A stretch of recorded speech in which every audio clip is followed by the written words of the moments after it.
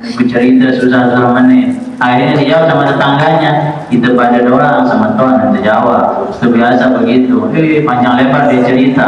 Dia menitkan susah, menitkan dia mengharapkan bagaimana dia dibantu. Ternyata temannya juga susah. Kita pada doang sama Tuhan. Itu jawaban biasa tetangga. Makanya yang paling bagus kita melapor berkeluh kesah kepada Allah Subhanahu wa taala. Ya, kita kembalikan semuanya kepada Allah. Jadi dijelaskan oleh Allah dalam hadis qudsi ini, siapa yang tidak ridha kepada Allah, tidak ridha terhadap kadar-kadar Allah, tidak bersyukur terhadap nikmat Allah, kemudian tidak bersabar terhadap pemberian musibah yang diberikan oleh Allah, falyattakhidz rabban siwaya, maka carilah Tuhan selain aku, kata Allah Ta'ala. Ya, disuruh cari Tuhan selain aku, kata Allah Ta'ala.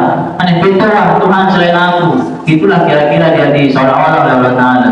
Tapi yang kadang-kadang dia sehari itu, tapi yang nikmat dia bersyukur, tapi yang ujian dia bersabar. Pintu Tuhan selain aku, itulah kira-kira bahasanya Allah Subhanahu wa taala. Jadi kuncinya itu harus sabar, ya bersyukur. Masya Allah.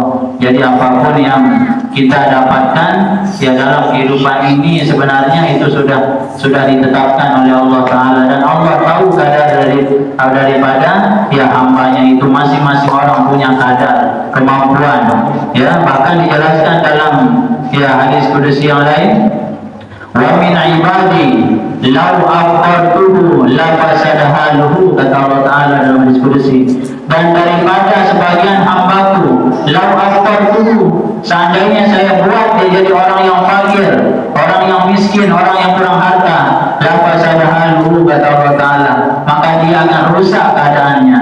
Artinya apa? Tidak bisa bersabar.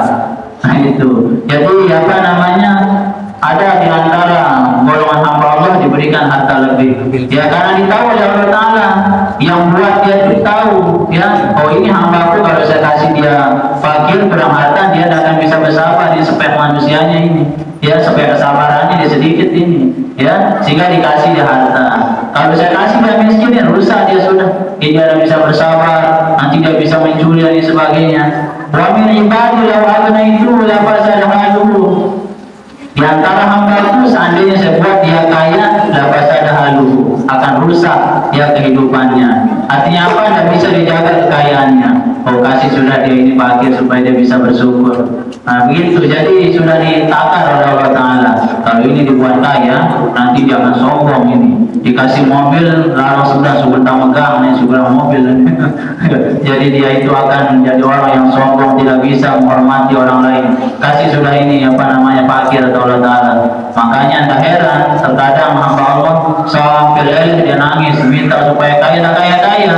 Kenapa ditahu? Jangan, sudah ini kaya.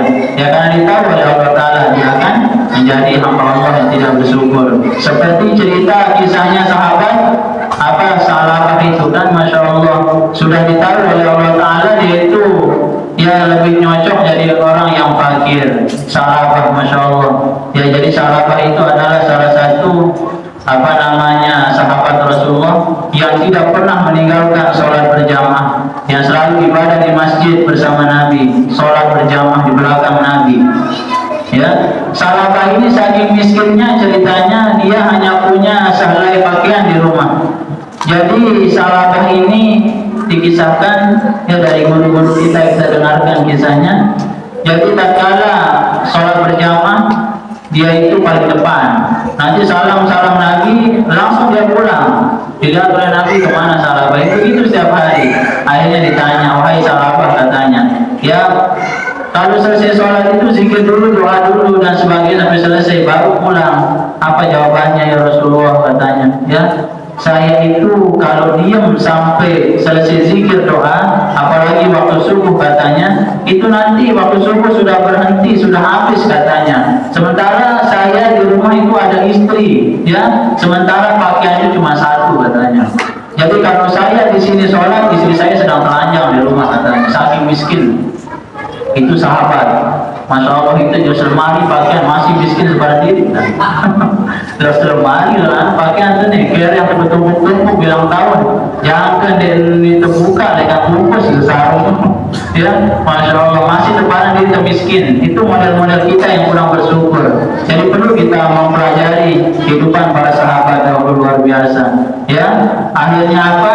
Ya Rasulullah, kalau gitu, ya saya minta didoakan menjadi orang yang kaya katanya. Tuh begitu sudah, jangan sudah katanya, ya jangan kamu jadi orang yang begini-gini sudah katanya. Besok lagi dia minta Rasulullah doakan jadi orang kaya. Mana-mana lelah Nabi sih terpaksa. Ayo Rasul, dia membedai, ayo Rasul doakan. Akhirnya apa? Dia diberi sahabat dikasih satu kambing oleh Nabi. Ya, satu kambing dikasih oleh Nabi dan kambing itu didoakan oleh Rasulullah. Ya, lalu semendak nganak bebeknya terus. Kalau semendak nganak, ngone ternyata kambingnya menjadi banyak. Ya, kambingnya jadi banyak. Sahabat mulai repot ngurus kambingnya. Yang semula berjamaah terima waktu berkurang, satu sholatnya berjamaah. Lama kambingnya semakin banyak, yang anak-anak doang berkat doa Nabi. Bebeknya luar biasa, ya.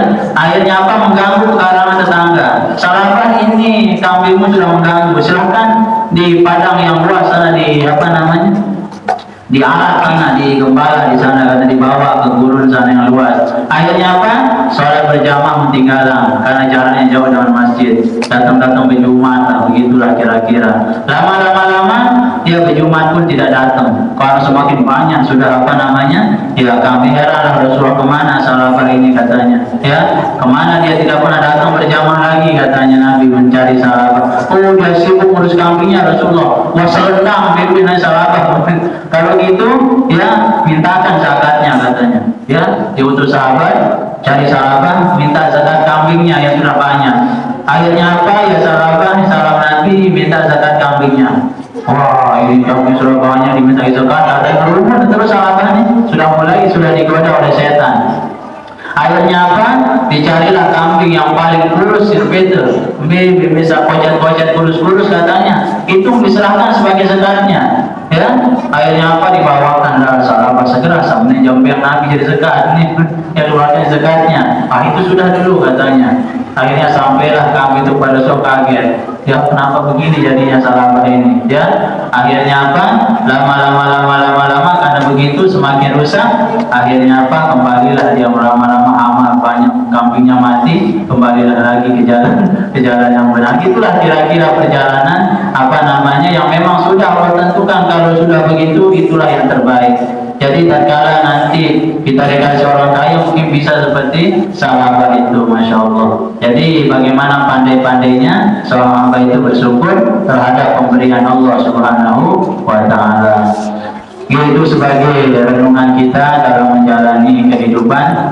Jadi kalau kita lihat kehidupan teman kita, tetangga kita hijau rupanya, ya kita alhamdulillah itu sudah bagian dari Allah. Ya tidak perlu kita iri, tidak perlu kita begini berbicara masalah sulit dengan si A katanya, ya sampai pontang-panting, sampai sakit dan sebagainya. Tidak bisa kita kejar takdir orang itu berbeda-beda. Mungkin dia itu dari segi sana dia itu mungkin merasa lebih cukup, tapi mungkin ada saja ujian diberikan oleh Allah Ta'ala. Jadi kita harus bersyukur. Kalau kita lihat dalam itu, ini mulai bagian jalan hidup sudah, ya. Yang penting kita dekatkan diri kepada Allah Subhanahu wa Ta'ala. Kemudian kita lanjutkan daripada pembahasan kita makruh atau